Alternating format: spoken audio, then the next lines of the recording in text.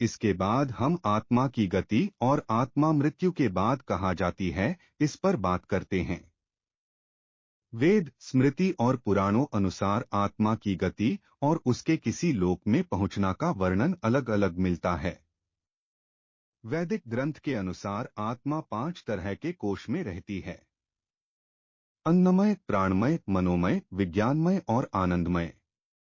इन्हीं कोशों में रहकर आत्मा जब शरीर छोड़ती है तो मुख्य तौर पर उसकी 3 तरह की गतियां होती हैं: 1 ऊर्ध्व गति, 2 स्थिर गति और 3 अधोगति।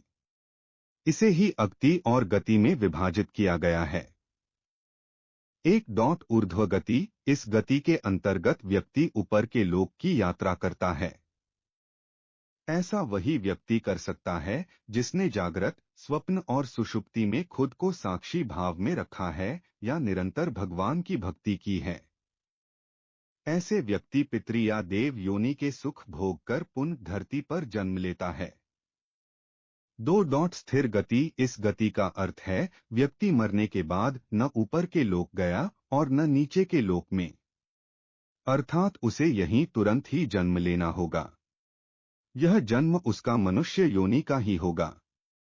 3 अधोगति, जिस व्यक्ति ने किसी भी प्रकार का पाप करके या नशा करके अपनी चेतना या होश के स्तर को नीचे गिरा लिया है, वह नीचे के लोकों की यात्रा करता है।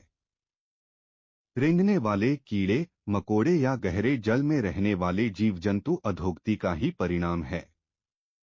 आत्मा 17 दिन तक यात्रा करने के पश्चात 18वें दिन यमपुरी पहुंचती है। गरुड़ पुराण में यमपुरी के इस रास्ते में वैतरणी नदी का उल्लेख मिलता है। वैतरणी नदी विष्ठा और रक्त से भरी हुई है।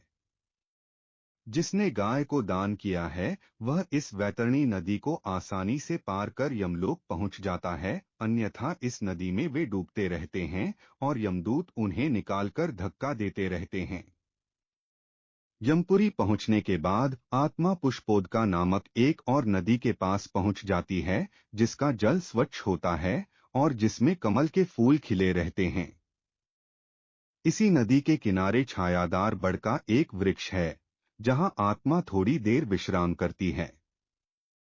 यहीं पर उसे उसके पुत्रों या परिजनों द्वारा किए गए पिंडदान और तर्पण का भोजन मिलता है, जिससे उसमें पुण्य शक्ति का संचार हो जाता है।